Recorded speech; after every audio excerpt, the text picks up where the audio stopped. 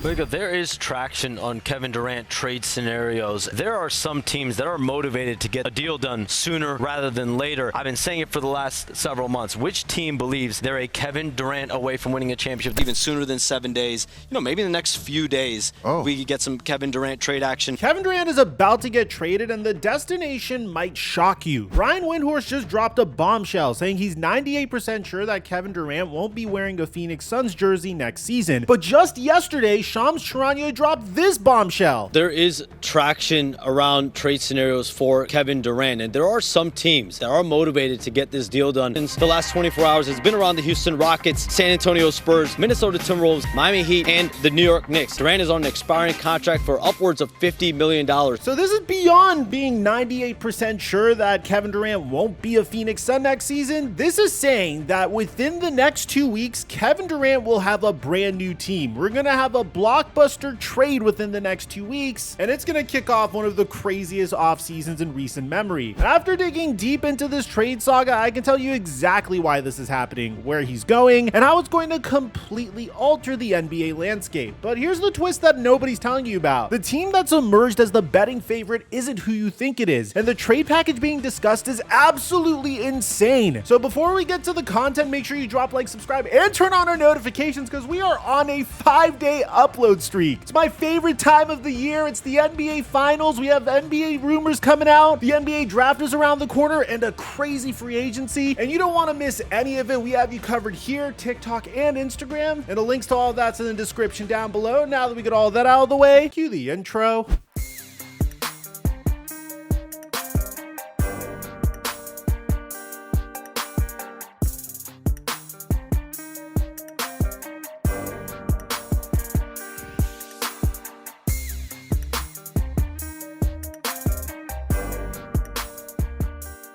You remember the 4-man I ran in my Luka Doncic video on Prize Picks? Well, that risk-free $25 hit. Now, if you didn't take that opportunity, you could still sign up for Prize Picks using my promo code microphone to get a free $50 when you make a play of $5 or more. And if you go into the description down below, there will be a link to join my Discord server where we've been hitting on baseball, WNBA, and NBA on a daily basis. And thank you, Prize Picks, for the sponsor.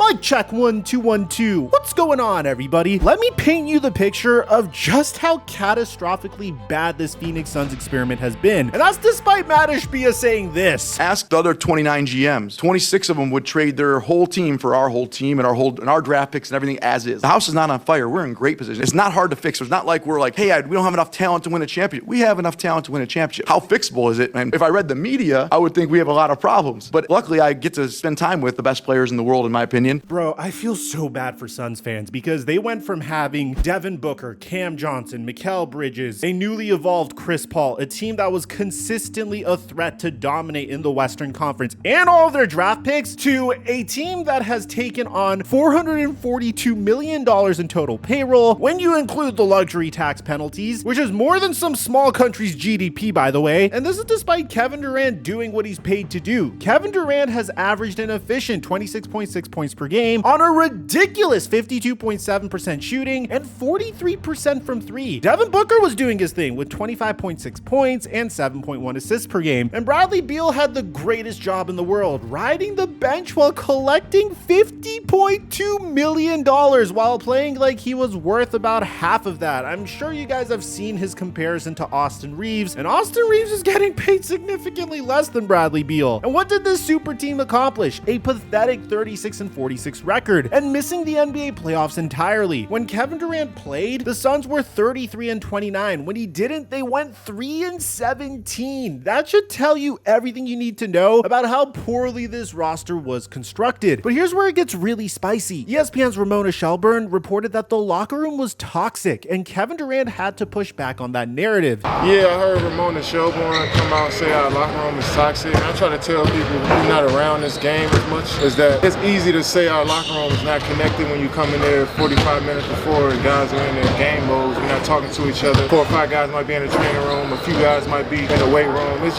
not a welcoming environment right before the game. That defensive response tells you that there was definitely some smoke to that fire. There's obviously that viral clip with him and Mike Budenholzer, where Kevin Durant just seemed to not pay attention to his head coach. And this is what Kevin Durant had to say about it at the time. Yeah, that's what usually happens when you don't know the dynamics of a relationship. You know, you catch something on TV, you get a quote, and now you pushing that narrative as if me and Bud don't do that shit all the time. We competitive as two individuals who want to see things done the right way. And sometimes my way ain't the way that Bud want to do it, and vice versa. And he allows me as a player on the team, a veteran on the team, to voice my opinion. If we both didn't care, we would never have stuff like that. You know what I'm saying? The breaking point came when Phoenix tried to trade Kevin Durant at the February deadline without even consulting him first. Imagine being Kevin Durant. You wanted to go to this franchise from the jump when you were a Brooklyn Net. You gave everything to this franchise, and then you found out through back channels that they're shopping you around. That broke the trust, and that's when this summer trade became inevitable. Now the Phoenix Suns are desperately trying to get under the luxury tax because they literally cannot improve this roster. They cannot aggregate contracts and trades. They can't sign free agents above the minimum, and they essentially have no draft picks until 2031. They traded away their future for this failed big three, and now they need to hit the reset button and make sure they get their maximum value in return. Otherwise, they might not be competitive until 2040. Now, this isn't just about basketball fit or money. This is about Kevin Durant's legacy and control. Kevin Durant said something really revealing on Draymond Green's podcast that everybody missed. Man, I want my career to end on my terms. That's the only thing. Bingo. That's the only thing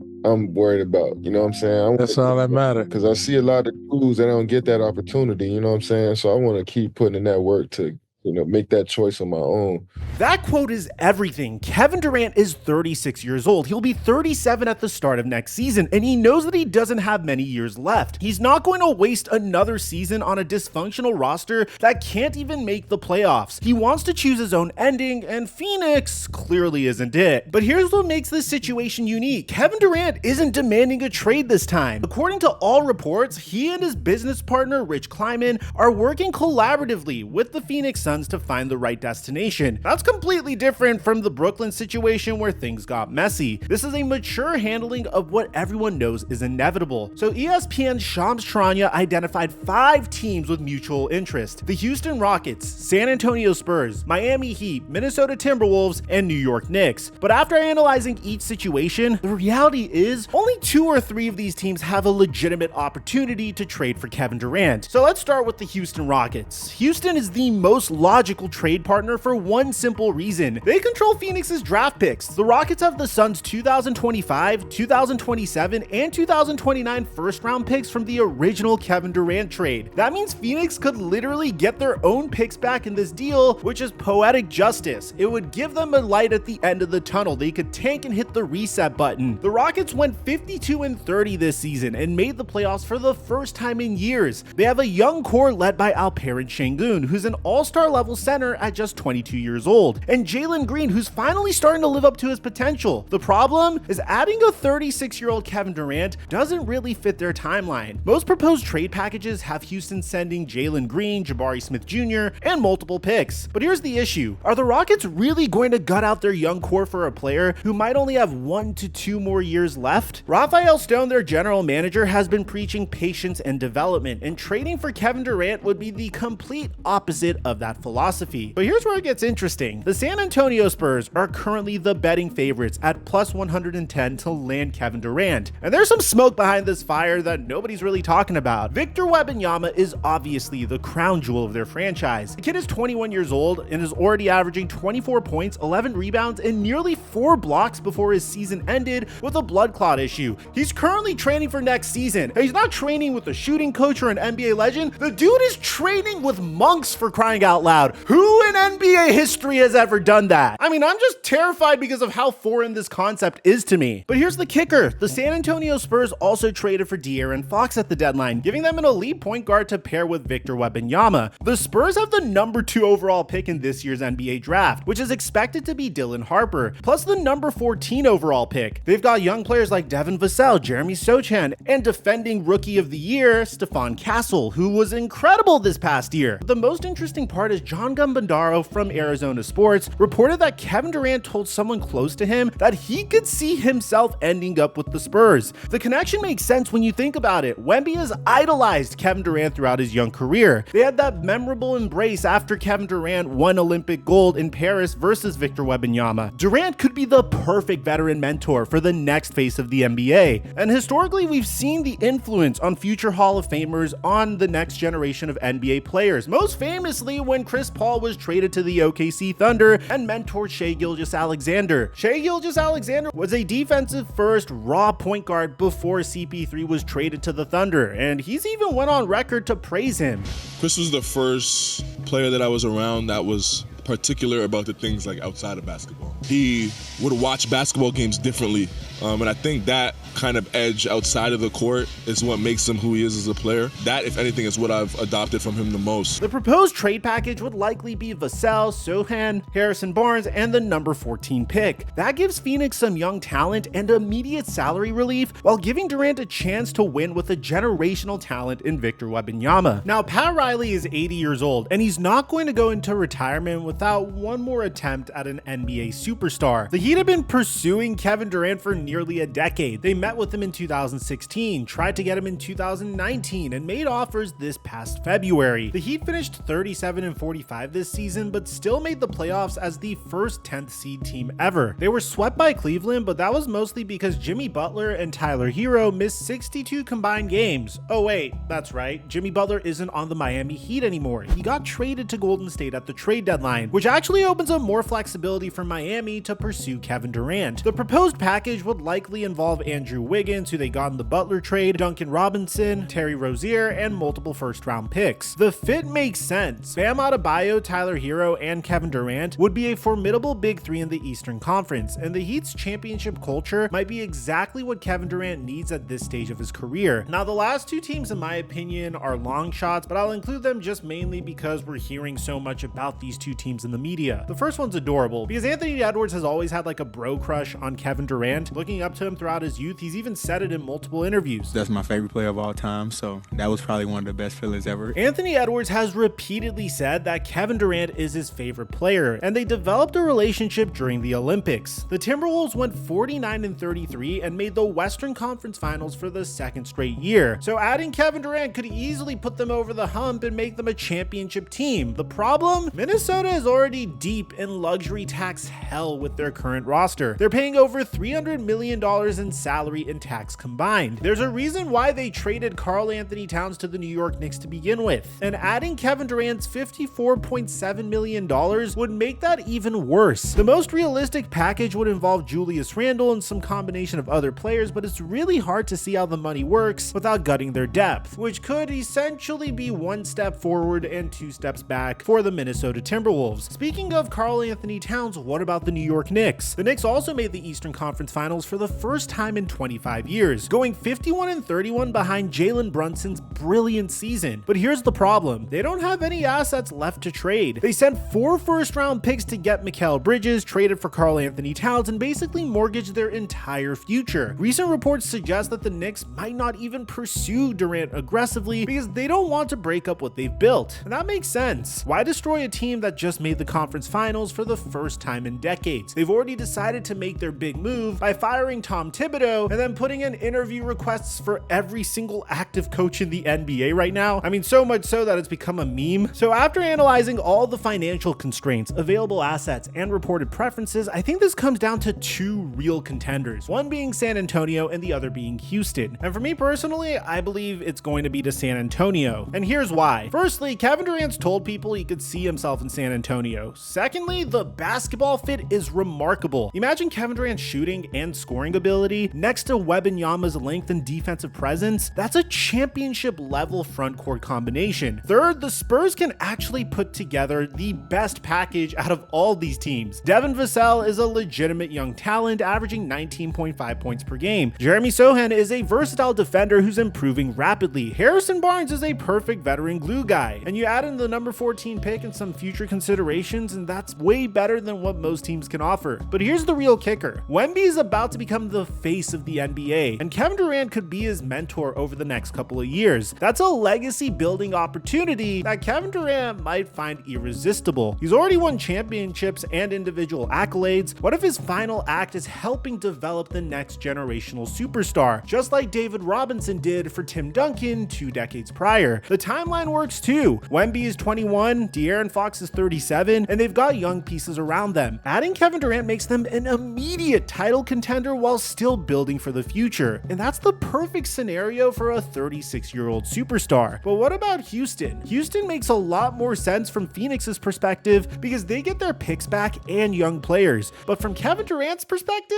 I'm not so convinced. Yes, the Houston Rockets made the playoffs, but they lost in the first round to Golden State in 7 games. Are they really a championship contender with Kevin Durant? Their young core is promising but unproven. Alperen Şengün is an all-star, but he's never been to a conference finals. Jalen Green has potential, but he's still inconsistent. Fred VanVleet is a solid veteran, but he's not the type of player who elevates you to championship level. If Kevin Durant goes to Houston, he'd be betting that this young core can develop quickly enough to contend in his final years. And that's a risky proposition when you're 36 years old. But here's what people aren't talking about. This trade decision will ultimately define how Kevin Durant's career is remembered. He's already got 2 championships, 2 finals MVPs, and an MVP award, and he'll definitely retire as one of the greatest scorers in basketball history. But the narrative around his career has always been about the decisions he's made and where he's played. If he goes to San Antonio and helps mentor Wemby to a championship, that becomes an incredible legacy story. The aging superstar passing the torch to the next generation while winning one more title, that's movie-level storytelling. If he goes to Houston and they flame out in the first round for the next 2 years, it's just another chapter in the Kevin Durant can't lead a team to championships narrative that his critics love to push. But here's the one thing that truly matters. Kevin Durant wants to end his career on his own terms. He's not chasing money. He's already made over $400 million in his career. He's not chasing individual accolades because he's already got those. He's chasing the perfect ending to his story. So let's get into the nitty-gritty of how these trades would actually work out, because Phoenix is in such bad financial shape that they literally cannot take back more salary than they send out. Durant's $54.7 million salary for next season is the key number here. So the San Antonio Spurs could offer Devin Vassell, Harrison Barnes, Jeremy Sohan, and the 2025 number 14 pick. The total salary of this is $51.6 million, which works under the NBA trade rules. Phoenix gets 2 legitimate young players, veteran leadership, and a mid-first round pick. Houston can send Jalen Green, Jabari Smith Jr., Dylan Brooks, Reed Shepherd, and the number 10 pick in this year's NBA draft. But the salary total would be $45 million here, so it would need additional salary matching. But Phoenix would get their own draft pick back, plus young talent. Miami would send Andrew Wiggins, Terry Rozier, and Duncan Robinson, which would bring the salary total to $52.7 million, which is a nearly perfect match. Phoenix gets just expiring contracts and salary relief, really. The financial constraints make San Antonio's package the cleanest. Houston would need to get creative with additional players or a third team. Miami's package gives Phoenix the most immediate salary relief, but the least long-term value. So let's put this in a historical perspective. Kevin Durant at the age of 36 is still averaging 26.6 points on elite efficiency. For comparison, Michael Jordan was 35 years old in his final Bulls season. He averaged 28.7 points. When LeBron was 36, he averaged 25 points. Durant's efficiency metrics are actually better than both of those seasons, but here's the difference. Jordan and LeBron were the clear leaders of their teams. Durant has spent most of his career as the second option or sharing leadership responsibilities. That might actually work in his favor at this stage of his career. He doesn't need to carry the full load anymore. Looking at successful late career moves, the best comparison might be Kevin Garnett going to Boston at the age of 31. KG went from Minnesota to a championship contender and won his only title. Durant is older, but the principle is the same. Sometimes a veteran superstar needs the right situation to maximize their remaining prime years. You could also compare this to Kareem Abdul-Jabbar. Kareem was 38 years old when he won his 6th championship with the Lakers in 1985. He was no longer the team's best player. That was Magic Johnson, but his presence and clutch play were crucial. Durant could fill a similar role with Wemby or Anthony Edwards as the future face of the franchise. Each potential destination also offers Kevin Durant a different championship timeline, and in my opinion, I think his timeline, no matter what, at the very max would be 2 years, just given his age and how you can't really depend on a player to be really good at the age of 39. But we've seen LeBron James do it, so you never know. With San Antonio, I give KD a 2-year window. They're instant contenders with Wemby entering his prime. The championship window opens as soon as Durant arrives and stays open as Wemby develops into a superstar. In my opinion, this is the highest upside scenario. Right underneath that is Houston, where I give them a 1 to 2 year window. The young core might not be ready to compete immediately. This could be a situation where Durant's first year is developmental and they contend in year 2. This is a riskier proposition given Kevin Durant's age. With Miami, I give him a 2-year window of contention. The Heat's championship culture and Eric Spoelstra's coaching could maximize Durant immediately. You also consider how Boston's been crippled by Jason Tatum's unfortunate injury, and it gives the Heat a clear path to contention. Tyler Hero and Bam Adebayo are entering their primes. This might be a safe bet for immediate success. And then the worst team of all, out of all of them, would be the Minnesota Timberwolves. You might be wondering how this is possible if the Wolves are already contenders, but what so many people aren't taking into consideration is how much the Wolves would be gutted if they traded for Kevin Durant. This would essentially be the exact same thing that happened with the Phoenix Suns prior to trading for Kevin Durant. The Wolves are already contenders, don't get me wrong, and Durant would be joining a conference finals team, but their salary cap situation is unsustainable long term, and this would be a pure championship or bust scenario that I could see ruining the Timberwolves. In my opinion, the decision's already been made. San Antonio will be trading for Kevin Durant within the next 2 weeks, and here's why. One, the basketball fit is too good. Durant next to Wemby creates the most unique front court in NBA history. Both guys can shoot, handle the ball, and defend multiple positions. You add De'Aaron Fox running the point, Stephon Castle at the 2, and bro, is Dylan freaking Harper gonna come off of the bench as their 6th man? This is a championship level core that could become a dynasty even once Kevin Durant retires. Speaking about his retirement, Wemby's 21 and entering his prime, Fox is 27 and in his prime, Durant at 36 can be the veteran leader while passing the torch to the next generation. 3, the assets make sense. Phoenix gets young players in Vassell and Sohan, veteran leadership in Harrison Barnes, and draft capital, while San Antonio gets to keep their core pieces while adding a missing veteran superstar. 4th is the fact that Kevin Durant has been intrigued by the Spurs situation, and when a player of his caliber has options, hidden preference matter way more than just basketball factors. 5 is the fact that there is stability in that front office. Even though Greg Popovich isn't coaching anymore, that organizational culture still exists. The Spurs know how to handle veteran superstars and maximize their abilities, and Kevin Durant wouldn't be the first player from the University of Texas to join the San Antonio Spurs, as LaMarcus Aldridge did the same 10 years prior. Finally would be the legacy appeal. Mentoring Wemby while competing for championships creates the perfect ending to Kevin Durant's career story. He goes from being the young superstar learning from veterans to being the veteran teaching the next generation. So how would this affect the rest of the NBA? Well, if Durant goes to San Antonio, obviously the Spurs are title contenders and the West becomes even more loaded. Other teams might feel pressure to make their own big moves. If Phoenix gets good value back, they could pivot into a competitive rebuild around Devin Booker. Getting their draft picks back from Houston would be huge for their future flexibility. The team that doesn't get Durant might pivot to other available superstars. There are rumors about Giannis potentially being available. There's also reports shutting down those rumors. In my opinion, there's no question in my mind, Giannis is going to get traded. Even if Giannis wants to stay, it doesn't make sense for the Milwaukee Bucks to keep Giannis. They have no assets for the future. Damian Lillard tore his Achilles tendon. I mean, we have a separate video on that. I'll leave it in the end screen so you guys can check it out. And other stars might start considering their situations if Durant does get traded to a contender. This could also impact the free agency market. Players might wait to see where Durant lands before making their own decisions. And according to what Shams Charania said, that's going to happen before the NBA draft. So let me know in the comment section down below. Do you agree with me? Kevin Durant's already made his choice and he chose the San Antonio Spurs. If not, let me know in the comment section down below if you believe it's a different team and why you think it's that different team. Aside from that, I'm your boy Mike, and I'm dropping our mic